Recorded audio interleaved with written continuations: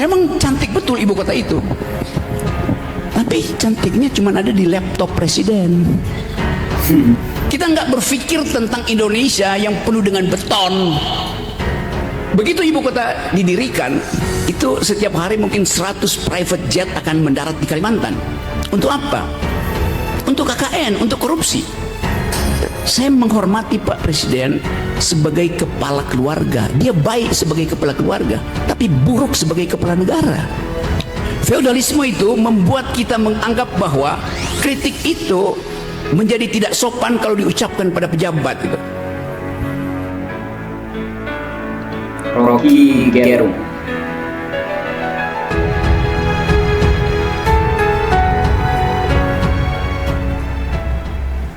Tadi pagi saya baca dua berita. Berita pertama adalah jatuhnya harga saham Gojek Tokopedia. Sesuatu yang dibangga-banggakan setahun lalu bahkan oleh Pak Jokowi, bahwa generasi muda Indonesia akan kompetisi di wilayah startup. Jadi diandalkan bahwa perusahaan-perusahaan startup ini yang berbasis teknologi akan masuk ke Indonesia dan akan dikerubuti oleh pikiran milenial. Tapi dalam kasus Goto kita tahu bahwa itu semacam perselingkuhan politik antara Tokopedia dan Telkomsel yang di skandal. 2 hari lalu saya baca sahamnya naik. Nah, itu dipromosikan bahwa investor asing, ini buat mereka yang belajar bisnis policies harus perhatikan itu. Investor asing memborong saham Goto. Wow, oke. 2 hari kemudian sahamnya jatuh. Apa artinya itu dari ilmu administrasi bisnis? Artinya saham itu bisa digoreng di tingkat berita. Sekarang kita tanya, siapa yang menguasai peralatan pemberitaan di Indonesia? Ya mereka juga. Jadi kalau kita bicara tadi tentang apa sebetulnya ilmu yang disebut sebagai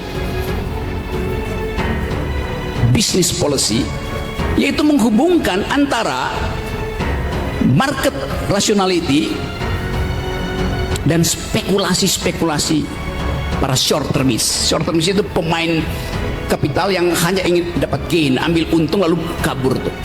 Itu yang terjadi pada saham-saham Goto tadi tuh. Jadi seolah saham itu saham blue chip, padahal itu saham sampah, digoreng-goreng supaya orang beli lalu kabur. Itu yang terjadi di dunia sekarang, bahwa banyak investor yang akhirnya melihat Indonesia tidak ada potensi untuk tumbuh lalu dia kabur. Itu, jadi kita belajar business policies juga dengan memperhatikan public policies. Sekarang kita lihat bagian kedua, public policies. Kasusnya adalah pidato Presiden Jokowi kemarin yang mengumpulkan investor untuk menjual IKN tuh.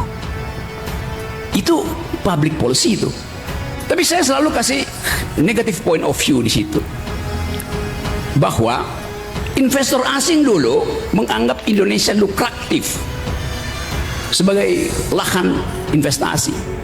Karena IKN itu awal-awalnya Presiden Jokowi bilang kita akan punya IKN, yaitu tempat generasi milenial membanggakan Indonesia. Di mana akan dibuat? Di Kalimantan. Saya pertama kali kritik Presiden Jokowi bahwa Kalimantan itu adalah paru-paru dunia, kita banggakan 100 tahun ke depan. Sekarang digali untuk tanam beton. Jadi Presiden bilang, gak usah khawatir kalian tukang kritik, IKN tidak akan memakai dana negara. Dan negara artinya APBN. APBN artinya pajak saya. Oke, silahkan. Walaupun saya sudah kasih kritik bahwa public policy untuk IKN tidak didasarkan pada environmental policies, ethics. Karena Pak Presiden sudah putuskan untuk pindahkan ibu kota, baru dia minta kampus untuk membuat AMDAL. Nah itu dungu cara berpikirnya tuh. Mestinya AMDAL dibuat dulu, baru putuskan secara politik. Yes. Kalau kita belajar di seluruh dunia, ilmu lingkungan itu artinya pastikan AMDAL bersih, baru kasih keputusan. Public policy harus berbasis pada cultural imperatif. Cultural imperatif mengatakan bahwa nggak bisa pembangunan itu dibuat, gali-gali fondasi itu sambil mengusir hak cacing untuk bersarang di bumi Kalimantan, sambil menghalangi burung untuk kembali bercumbu di pohon-pohon di Kalimantan. Itu dasarnya. Dan dunia hari ini bicara tentang environmental ethics, bukan bicara tentang infrastruktur. Coba saya lihat implikasinya tuh. Pada waktu IKN dipromosikan, ada 2 nama dunia yang ditaruh di situ sebagai oversight committee, sebagai ya semacam konsultan. Satu adalah Raja Arab Saudi, yang kedua adalah mantan Perdana Menteri Inggris Tony Blair. Pada waktu itu orang merasa bahwa IKN akan jadi simbol investasi yang beradab karena ada uang besar dari Arab Saudi. IKN akan jadi investasi yang bermutu karena akan di-watch oleh Tony Blair yang pro lingkungan. Sekarang 2 tokoh itu hilang, tidak lagi ada di dalam desain itu. Tony Blair tidak jadi atau menolak menjadi konsultan. Raja Arab Saudi mengatakan bahwa SoftBank itu nggak mau biaya itu. Itu yang menyebabkan presiden kemudian jadi sales promotion boy, bukan SPB. Yang saya kasihan lihat presiden, udah kita datanglah semua ini demi Indonesia, nabunglah, investlah di situ, Anda boleh pilih yang 160 tahun silahkan, dapat konsesi 160 tahun. Yang mau pilih investasi di bidang pendidikan ada, yang mau pilih investasi di bidang turisme ada, semuanya dipamerkan. Di belakang layar itu presiden kasih grafiknya, inilah ibu kota kita. Memang cantik betul ibu kota itu, tapi cantiknya cuma ada di laptop presiden. Kita nggak bisa bayangkan apa bentuk ibu kota itu misalnya 10 tahun ke depan itu. Kalau itu dikatakan sebagai temuan teknologi, teknologi itu berubah setiap 8 jam. Handphone yang Anda pegang sekarang 8 jam lagi jadi obsolete, jadi usang gitu.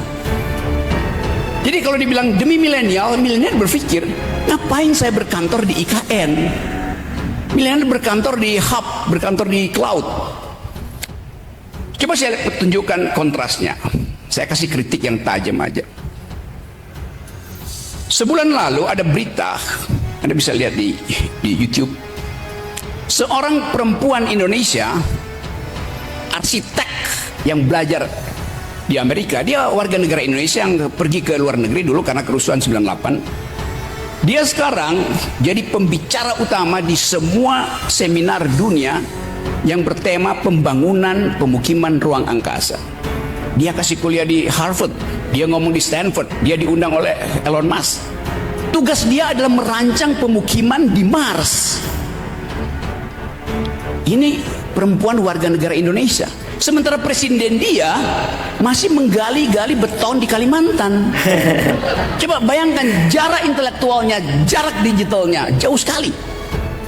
Nah, inspirasi apa yang mau kita dapatkan dari IKN? Nggak ada apa-apa di situ. Jadi yang saya mau terangkan tadi bahwa public policy yang diputuskan oleh presiden tidak berbasis pada analisis prospektif. Presiden nggak pernah berpikir bahwa nggak ada orang yang 10 tahun lagi atau bahkan apalagi 2045 100 tahun lagi membanggakan beton. Itu intinya. Jadi saya ingin balik ke sini, ke Sukabumi. Saya suka pada bumi itu. Karena bumi itu adalah Gaia, dalam bahasa Latin Mother Earth. Kita diasuh oleh bumi, dan kita semua kalau kita pergi pada seminar internasional, orang nggak tanya, do you speak tadi financial market, do you speak ibu kota baru? Orang tanya, do you speak environmental ethics? Anda paham nggak grammar etika lingkungan sekarang? Dalam kecemasan itu kita berpikir tentang masa depan. Kita nggak berpikir tentang Indonesia yang penuh dengan beton. Kita berpikir tentang Indonesia yang suhunya tidak jadi naik 2 derajat sesuai dengan kesepakatan dunia. Kita ingin Indonesia yang berkicau oleh burung, bukan oleh balapan. Anda dengar kemarin, ini berita-berita recent, berita-berita terakhir. Presiden Jokowi bilang bahwa Ketua MPR Bambang Susatyo, mungkin karena dia pebisnis, akan bikin sirkuit di IKN. Ngapain ada sirkuit di IKN? Itu akan membuat bising kota itu, dan burung-burung nggak bisa lagi bercengkrama. Burung itu nggak bisa pacaran karena bising suara motor. Padahal hak burung untuk bereproduksi dan berkreasi di pohon-pohon ibu kota itu. Jadi nggak ada public policy dirancang dengan determinasi environment. Begitu ibu kota didirikan, itu setiap hari mungkin 100 private jet akan mendarat di Kalimantan. Untuk apa? Untuk KKN, untuk korupsi, untuk bujuk menteri supaya dia dapat investasi lebih banyak tuh. Jadi itu yang saya maksud, kita tidak bikin procrastinating terhadap keadaan yang mungkin sekali memburuk di masa depan. Nah, kesalahan dari kebijakan publik Pak Jokowi, dia nggak mau dengar suara dari Universitas Muhammadiyah Sukabumi yang punya mental, punya kemampuan untuk memberi kritik melalui Sukuraga tadi. Karena Pak Jokowi datang dari Sukuragu. Ragu-ragu terus. Saya kasih kritik ini bukan kritik terhadap Presiden Jokowi sebagai orang, tapi sebagai pejabat negara. Saya nggak pernah menghina Presiden Jokowi sebagai presiden. Yang saya hina adalah cara kebijakan dibuat, karena public policy tidak didasarkan pada cultural policies, pada social policies. Kan itu intinya kan. Nah, karena itu seringkali saya katakan, saya menghormati Pak Presiden sebagai kepala keluarga. Dia baik sebagai kepala keluarga, tapi buruk sebagai kepala negara. Saya ucapkan begitu. Anak Pak Presiden datang ke tempat saya, dan saya ucapkan hal yang sama. Jadi buzzer-buzzer itu nggak bisa pisahin antara kedudukan presiden dan fungsi dia secara publik berbeda dengan kedudukan privatnya. Karena itu soal KUHP misalnya, nggak boleh ada kritik pada presiden. Bagaimana nggak boleh ada kritik pada presiden? Nggak boleh menghina presiden. Nggak mungkin kita menghina presiden. Presiden itu barang, lembaga, struktur hukum. Yang boleh terhina adalah manusia konkret yang batinnya tergores. Jadi kita nggak boleh menghina Pak Jokowi sebagai kepala keluarga, tapi sebagai kepala negara dia boleh dihina, karena dia nggak mungkin terhina, karena dia nggak ada perasaan. Presiden nggak boleh punya perasaan. Jokowi sebagai manusia boleh punya perasaan. Itu yang mesti kita bedakan secara jernih. Boleh nggak presiden marah kalau dikritik? Nggak boleh. Tetapi KUHP kita itu datang dari tradisi 3 abad lalu bahwa the king can do no wrong itu. Raja nggak boleh salah. Iya, kalau raja, kita ini republik bukan kerajaan. Kenapa raja itu tidak boleh dihina? Karena tubuh publik raja menyatu dengan tubuh privatnya. Itu di sistem kerajaan. Di kita dibedakan, tubuh publik presiden lain dengan tubuh privatnya. Itu yang namanya prinsip pertama dalam demokrasi itu. Kita bedakan antara tubuh publik seseorang dan tubuh privatnya. Tapi kita di sini karena feodalisme tadi betul diterangkan, feodalisme itu membuat kita menganggap bahwa kritik itu menjadi tidak sopan kalau diucapkan pada pejabat gitu. Kalau begitu, ucapkan kritik dengan cara sopan santun. Cara paling sopan untuk memberi kritik adalah tidak memberi kritik. Itu paling sopan kan? That's the logic itu. Jadi kita biasakan kita mengkritik. Saya mengkritik Pak Kapolsek sebagai pejabat keamanan, pemberi ketertiban di wilayah itu. Saya tidak kritik beliau sebagai persona tuh. Demikian juga Pak Dandim segala macam. Saya mengkritik kebijakan. Kalau tadi dikatakan bahwa ASN nggak boleh berpolitik, itu agak aneh. Karena ASN itu statusnya cuma 8 jam. Setelah dia masuk kantor, dia pulang ke rumah, dia diskusi dengan ibu dan anaknya. dengan istri dan anaknya tentang kebijakan negara yang membuat dompet istrinya tidak bisa lagi memberi uang jajan bagi anaknya lagi di PAUD. Maka dia kritik kebijakan pemerintah. ASN itu adanya di kantor bukan di rumah. Karena itu ASN dia boleh memilih, karena dia bisa bikin evaluasi. Tapi pejabat polisi dia 24 jam ada di publik, karena itu dia nggak boleh mempengaruhi opini publik. Demikian juga TNI. TNI itu ada prinsip army readiness, kesiagaan tentara itu 24 jam, karena ancaman 24 jam. Jadi itu beda status publik dari Pak Polisi, Pak TNI dengan ASN. Nah, hal-hal ini mestinya dibahas di dalam satu mata kuliah yang disebut public ethics, etika publik di dalam wilayah public policy itu. Jadi teman-teman semua, saya terangkan ini secara akademis hanya untuk meminta perhatian bahwa kita sedang berupaya untuk menumbuhkan kembali Indonesia. Sekarang saya masuk pada poin yang berkaitan dengan teman saudara-saudara yang adalah mahasiswa. Kalau saya bertanya misalnya, siapa yang mahasiswa S1 Fakultas Administrasi di sini? Banyak tuh. Kamu, siapa nama kamu? Ya. Berdiri boleh, berlutut boleh.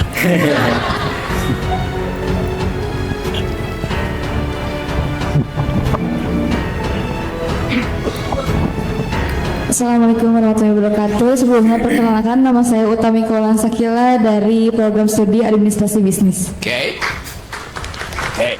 Apa yang kamu bayangkan? Kamu semester berapa sekarang? Semester 7. Rencana DO semester berapa? Rencana DO sih nggak ada ya. Kalau misalnya lulus sih ada tahun depan, insya Allah, amin. Ya, jadi teman kita ini dia nggak punya rencana DO. Saya sekolah di 5 fakultas itu, fakultas teknik, fakultas ilmu hubungan internasional, fakultas hukum, fakultas ekonomi, fakultas filsafat. Saya belajar di 5 fakultas. Saya hanya lulus di jurusan filsafat. Lalu orang bilang, saudara Rocky Anda DO kan dari UI, 4 fakultas DO? Enggak. UI yang saya DO kan dari rencana studi saya. Itu. Benar, serius. Karena saya belajar ilmu fisika 2 semester, saya sudah tahu prinsip-prinsip fisika. Saya belajar matematik, saya bilang saya bisa belajar sendiri. Saya punya 2 dalil, saya bisa bikin algoritma, reasoning, derivatif segala macam. Saya belajar ilmu ekonomi, ya 3 semester saya tahu bisa tuh saya belajar sendiri. Saya belajar politik internasional, saya lihat dosen-dosen itu ngajarin saya politik internasional sama dengan Herald Tribune yang saya baca tuh, ngapain saya ikut kuliah itu kan. Jadi saya memutuskan untuk mendeokan UI. Lalu orang bingung kenapa begitu? Karena buat saya ijazah itu ada tanda orang pernah sekolah, bukan tanda orang pernah berpikir. Jadi kamu tadi oke, saya doakan supaya kamu nggak DO, oke. Amin, terima kasih. Tapi saya nggak bisa doakan kamu sukses di dalam bisnis, di dalam pekerjaan nanti. Karena bayangan kita setelah kamu lulus adalah sebagai berikut. Saya terangkan, silakan duduk. Terima kasih. Coba bayangkan, dia akan lulus kira-kira 1,5 tahun lagi tuh. Apa yang akan dia temukan 1,5 tahun dari sekarang? Satu adalah kekacauan dalam negeri, yaitu pemilu. Udah pasti. Yang kedua, kalaupun ada presiden baru 2024 ketika dia lulus akan dipusingkan oleh utang luar negeri yang mungkin udah sampai, kalau digabung dengan swasta udah 17.000 triliun tuh.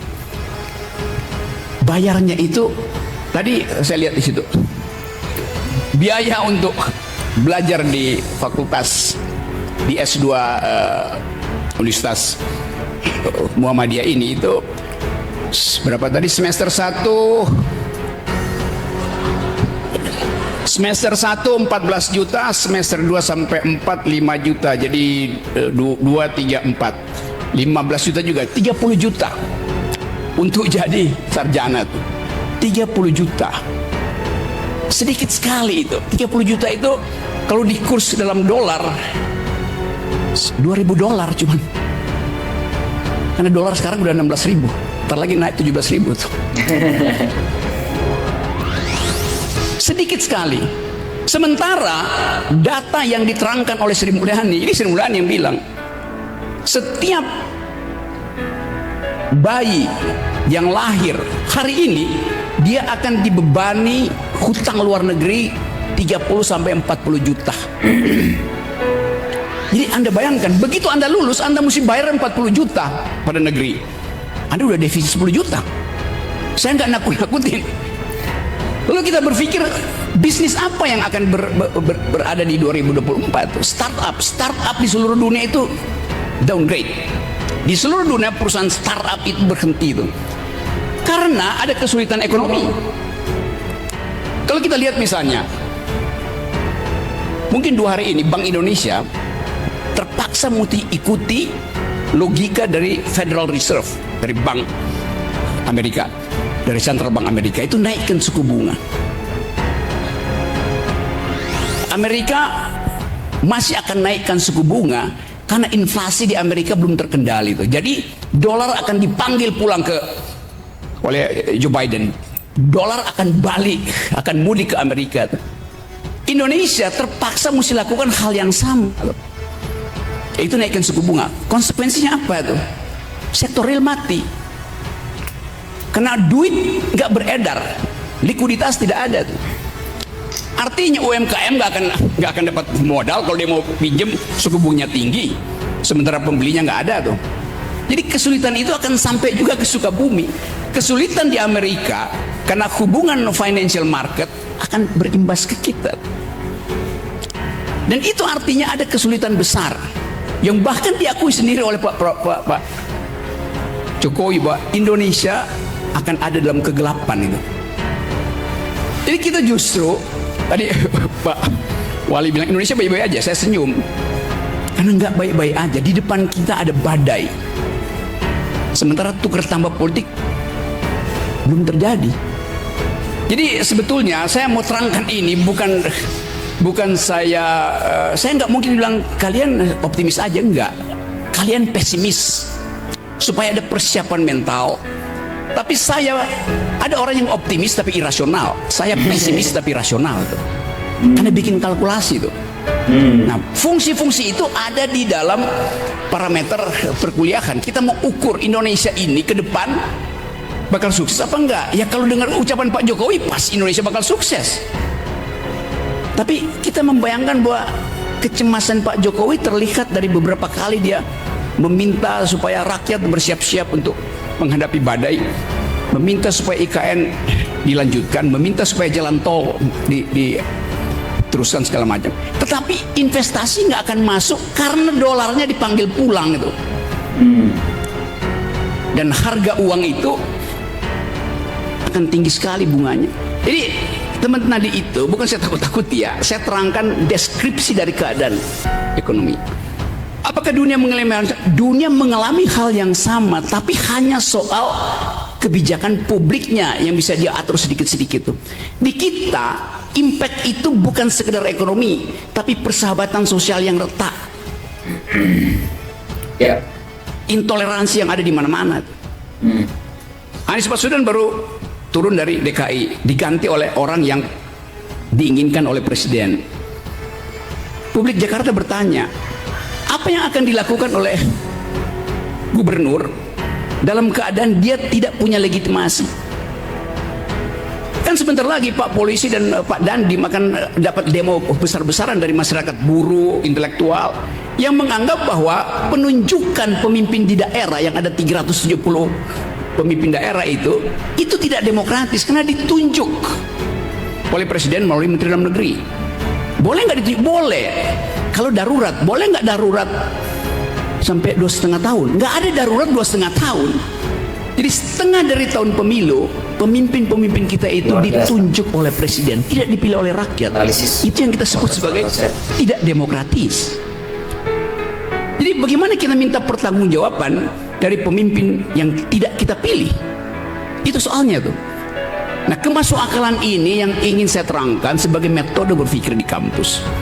Kalau saya balik pada IKN misalnya, Pak Jokowi masih akan memaksakan itu karena cuman itu legasi beliau yang bisa beliau pamerkan. Setelah dia lengser, ada saya bangun IKN. Tapi saya mesti terangkan dari awal, itu bakal berantakan karena nggak ada yang masuk akal di dalam uraian itu. Tentu kita bangga ada IKN, tapi batas dari ambisi adalah APBN. Batas dari ambisi politik adalah APBN itu. Jadi public policy dibuat dengan ambisius, itu yang membuat berantakan Indonesia. Ambisi untuk bikin jalan tol, ya jalan tol diperpanjang tapi jalan pikiran jadi pendek. Kenapa jadi pendek? Karena per hari ini kalau kita belajar public policy, kita ingin public policy itu menghasilkan otak yang bermutu.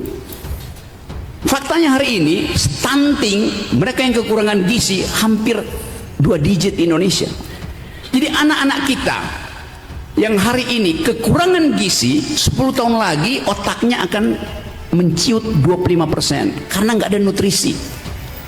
Jadi bagaimana mungkin bonus demografi itu kita peroleh kalau peralatan untuk bersaing di tingkat dunia itu, yaitu otak, dimiskinkan karena presiden lebih memilih membuat jalan tol daripada menyediakan nutrisi bagi otak anak-anak. Itu trade off-nya begitu. Lain kalau APBN kita seperti daun dicabut-cabut, oke, jalan tol bisa dibikin, sekolah diperbaiki, mutu diperbaiki, setiap pagi anak-anak kita kasih susu, protein, segala macam, daging, nggak ada soal. Tapi APBN kita terbatas. Waktu presiden memilih kebijakan publik pro infrastruktur, trade off-nya adalah kesejahteraan harus dikurangi. Itu konsep dasar. Karena APBN itu sangat terbatas. Jadi presiden masih ingin melanjutkan infrastruktur IKN terutama itu. Tapi buat saya misalnya, ya oke, silakan bikin IKN, tapi jangan pakai pajak saya. Dulu presiden bilang nggak ada APBN, sekarang akan dipakai APBN tuh, mungkin 20-30% atau bahkan 40% pakai APBN. Artinya pajak saya akan dipakai untuk bangun ibu kota negara. Boleh nggak? Boleh. Kalau saya setuju. Saya nggak setuju ibu kota negara karena melanggar hak generasi muda untuk menikmati udara bersih, melanggar prinsip-prinsip AMDAL. Karena itu saya nggak setuju. Karena itu jangan ambil pajak saya. Lalu orang debat, pajak Pak Rocky mesti dipakai. Saya akan bayar pajak kalau pajak saya itu dinikmati oleh tetangga saya yang tidak bisa bayar pendidikan, maka saya rela pajak saya dipakai oleh komunitas yang miskin pendidikan. Saya nggak rela pajak saya dipakai IKN yang nantinya akan jadi fasilitas untuk tukar tambah dengan oligarki. Itu prinsip keadilannya di situ tuh. Jadi sekali lagi teman-teman, saya berupaya untuk menyelundupkan pikiran kritis ke kampus supaya kampus itu tumbuh secara mandiri di dalam metodologi itu. Yang sering saya katakan bahwa hanya di kampus kita bisa bertengkar tanpa sentimen. Karena di kampus kita diajarkan untuk bertengkarlah dengan argumen tuh. Jadi sekali lagi itu intinya, dan mungkin ada percakapan di antara kita yang bisa memungkinkan orang melihat bahwa di Universitas Muhammadiyah Sukabumi ada surplus akal pikiran. Terima kasih. Baik, Profesor Akal Sehat Rocky Gerung kembali memaparkan semacam analisisnya terkait dengan bagaimana IKN ya. Dan ada banyak sebenarnya pelajaran-pelajaran penting yang bisa kita dapatkan dari ceramah akal sehat daripada Profesor Akal Sehat Rocky Gerung ini, yang cukup memberikan kita semacam perspektif baru di dalam melihat setiap kebijakan yang dilakukan oleh penguasa saat sekarang ini, terutama Presiden Joko Widodo yang sebentar lagi akan lengser sebagai Presiden Republik Indonesia yang ke-7 begitu. Nah, satu analisis yang cukup mendalam dari Profesor Akal Sehat Rocky Gerung bagaimana pembangunan ibu kota negara yang sekarang menjadi semacam kecamuk ya, pertentangan pikiran antara mereka yang setuju dan mereka yang tidak bersetuju, dan rangkuman dari ulasan daripada Profesor Akal Sehat Rocky Gerung yang menganggap bahwa pembangunan ibu kota negara adalah ambisi Jokowi jelang lengser 2024 dalam rangka untuk memamerkan semacam legacy ya, ataupun warisan kepemimpinannya begitu. Karena bagi Rocky Gerung bahwa hanya itu satu-satunya legacy yang bisa diwariskan oleh Joko Widodo. Karena itu Joko Widodo berambisi untuk membangun IKN gitu. Tetapi hingga akhir 2024 ini ya, hingga akhir 2023 maksud saya, hingga akhir tahun ini, pembangunan IKN masih belum menunjukkan satu prestasi yang cukup membanggakan, di mana kita tahu bahwa dengan sangat ambisius ya, bagaimana Presiden Joko Widodo memaparkan bahwa pembangunan IKN akan selesai di tahun 2024 mendatang. Mengingat ini sudah Desember, sudah pertengahan daripada Desember tahun 2023, dan hingga saat sekarang ini posisi investor-investor yang kemudian akan masuk ke dalam pembangunan IKN masih dalam bentuk letter of intent gitu, bukan realisasi yang secara langsung dalam proyek pembangunan IKN gitu. Inilah yang kemudian menjadi satu catatan kritis daripada seorang profesor akal sehat Rocky Gerung yang melihat bahwa ambisi Jokowi untuk membangun IKN dipastikan akan berantakan gitu, karena tidak memiliki satu macam kajian-kajian yang mendalam, tidak melalui satu prosedur yang seharusnya dilakukan. Jokowi tampak sekali istilahnya menggunakan kekuasaannya begitu dalam upaya untuk membangun IKN yang oleh Rocky Gerung masih belum sangat diperlukan. Karena kenapa? Karena hingga saat sekarang ini, bagaimana Jokowi selain memamerkan dan juga pemberitaan-pemberitaan yang mengatakan bahwa IKN mengalami semacam oversubscribe katanya, artinya banyak investor-investor yang sudah berkeinginan secara beramai-ramai untuk membangun ataupun berinvestasi di IKN. Hingga saat sekarang ini keterangan Jokowi berubah ya. Karena kenapa? Karena mungkin ada banyak hal yang membuat para investor itu semakin tidak yakin bahwa pembangunan IKN itu akan berjalan secara mulus begitu. Karena keterangan Jokowi yang terakhir menyebutkan bahwa para investor-investor yang akan masuk ke IKN itu masih dalam bentuk letter of intent ya, bukan realisasi nyata begitu. Yang oleh karena itu ini menandakan bahwa akan ada semacam perubahan dari skema pembangunan yang selama ini digembar-gemborkan akan mengundang investor-investor asing. Nyatanya hingga saat sekarang ini bahwa penggunaan APBN yang dalam pembangunan IKN ini hingga angka 20% begitu. Itu artinya bahwa hingga saat sekarang ini kalau kita baca beritanya bahwa realisasi daripada pembangunan IKN ini tentu menggunakan APBN. Yang oleh Rocky Gerung dikritik secara tajam. Karena kenapa? Karena hingga pada akhirnya pembangunan IKN, pembangunan ambisi daripada Jokowi untuk membangun IKN ini justru menggunakan ataupun menyeret penggunaan daripada APBN negara. Yang oleh Rocky Gerung bahwa negara kita sekarang ini masih memiliki semacam keterbatasan APBN, yang oleh Rocky Gerung ketika daripada membangun IKN lebih baik istilahnya untuk membangun infrastruktur pikiran-pikiran yang ada di Indonesia. Dan hal yang seperti ini memang disampaikan oleh Rocky Gerung berkali-kali sebenarnya. Salah satu kritik tajam terhadap Rocky Gerung terhadap pembangunan IKN soal istilahnya bagaimana posisi daripada APBN yang tidak cukup dalam pembangunan, dalam istilah membiayai negara ya.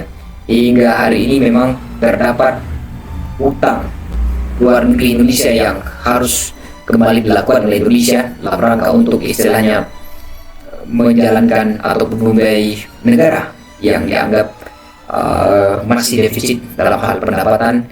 Oleh karena itu bahwa pembangunan IKN masih sangat belum dibutuhkan hingga saat sekarang ini, dan pemindahan ibu kota dari Jakarta menuju kepada Kalimantan yang oleh Rocky Gerung juga dikritik dari sudut ekologis ya. Bagaimana paru-paru dunia dan hutan-hutan Kalimantan yang justru seharusnya memberikan ataupun menghentikan misalnya pemanasan global, yang oleh ambisi daripada Joko Widodo dengan membangun IKN di Kalimantan, justru ini menjadi salah satu hal yang sangat-sangat membuat perubahan efek rumah kaca begitu, ataupun pemanasan secara global justru akan meningkat.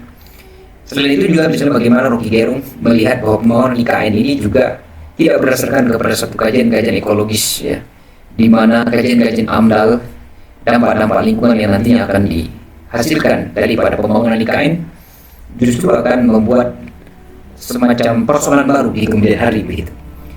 Oleh karena itu bahwa Rocky Gerung yang secara tajam mengkritik bagaimana pembangunan IKN ini dengan satu sudut argumentasi yang cukup luar biasa, ini memberikan kita semacam pelajaran penting bagaimana IKN yang seharusnya dibangun ya, harus juga menyesuaikan dampak-dampak lingkungan yang akan ditimbulkan, juga harus memperhatikan pembiayaan yang hingga saat sekarang ini justru membebani keuangan negara gitu.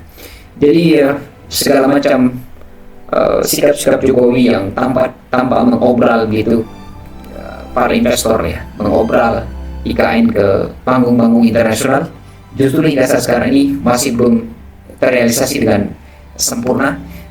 Inilah yang menjadi satu titik kritik yang cukup luar biasa yang dilakukan oleh Profesor Akal Rocky Gerung terhadap apa yang dilakukan selama ini oleh Joko Widodo dengan memamerkan bahwa dengan berinvestasi di IKN akan mendapatkan keuntungan, dengan berinvestasi di IKN akan diberikan izin hingga puluhan bahkan ratusan tahun begitu, dengan berinvestasi di IKN akan mendapatkan keuntungan secara finansial dan lain sebagainya, yang oleh Rocky Gerung justru pembangunan IKN ini akan menyebabkan Indonesia gagal misalnya untuk tampil hanya 2000 di masa mendatang begitu, ataupun di Indonesia Emas di 2045 mendatang. Karena kenapa? Karena seharusnya penggunaan keuangan negara yang justru dipakai untuk IKN justru dapat digunakan istilahnya untuk membangun pikiran-pikiran, memberikan istilahnya panganan ya yang bergizi begitu, gizi yang cukup kepada ibu hamil, kepada bayi-bayi saat sekarang ini, kepada anak-anak yang ada di Indonesia saat sekarang ini, dan juga istilahnya bisa digunakan dalam membangun pikiran-pikiran, memberikan istilahnya perhatian yang lebih dalam persoalan-persoalan dalam rangka untuk membangun Indonesia Emas di 2045 mendatang. Oleh karena itu kritik-kritik yang disampaikan oleh Rocky Gerung ini tentu sangat-sangat beralasan. Karena kenapa? Karena justru istilahnya pembangunan IKN itu akan menguntungkan sekelompok kecil orang, akan menguntungkan para oligarki, baik itu oligarki politik maupun oligarki ekonomi. Dan Rocky berpendapat bahwa bagaimana pembangunan IKN ini masih belum sangat diperlukan gitu.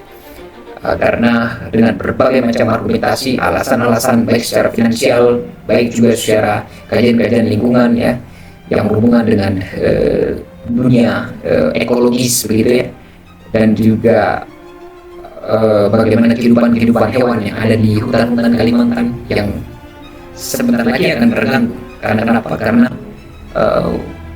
bunyi-bunyi nyaring, siulan-siulan misalnya burung akan digantikan dengan suara-suara bising daripada knalpot-knalpotnya ataupun transportasi yang nantinya akan mengganggu paru-paru dunia ataupun hutan-hutan yang ada di Kalimantan. Oleh karena itu bacaan-bacaan daripada Rocky Gerung dalam memaparkan segala macam kritiknya memang selalu saja menarik untuk kita ikuti, dan ini menjadi satu ketangguhan ataupun istilah kemewahan daripada Profesor Akal Rocky Gerung dalam memaparkan segala hal yang berkaitan dengan kebijakan penguasa saat sekarang ini.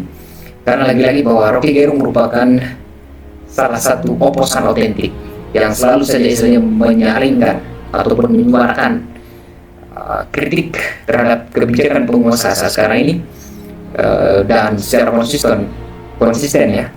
Kalau kita ingat bagaimana misalnya Rocky Gerung sejak periode pertama Joko Widodo sejak 2014 kemudian berlanjut di 2019, Rocky Gerung terus-menerus menyuarakan kritiknya, dan ini menjadi satu kemewahan yang sangat-sangat baik dalam konteks demokrasi yang dijalankan saat sekarang di Indonesia, di mana lemahnya fungsi daripada partai politik yang beroposisi terhadap pemerintahan saat sekarang ini begitu.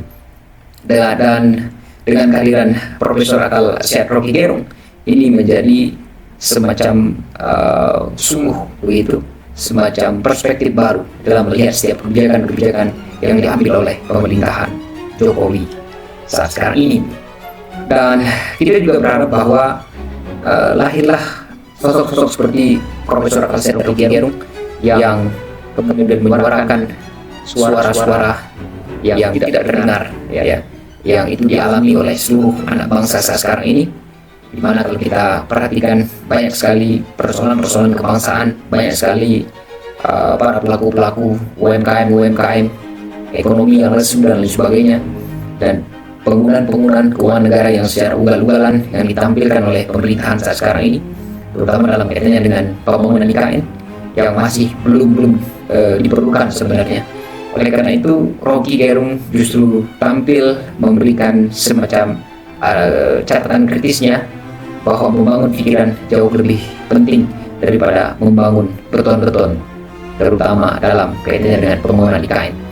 Yang itu justru merusak lingkungan, yang itu justru memberikan dampak negatif terhadap generasi-generasi yang akan mendatang. Demikian rekan-rekan mengenai analisis singkat daripada Profesor Akal Sehat Rocky Gerung, dan ini menjadi satu buah pengetahuan yang cukup penting bagi kita bagaimana melihat penguasa sekarang ini dari perspektif Profesor Akal Sehat Rocky Gerung. Terima kasih dan selamat menjalankan aktivitas kembali.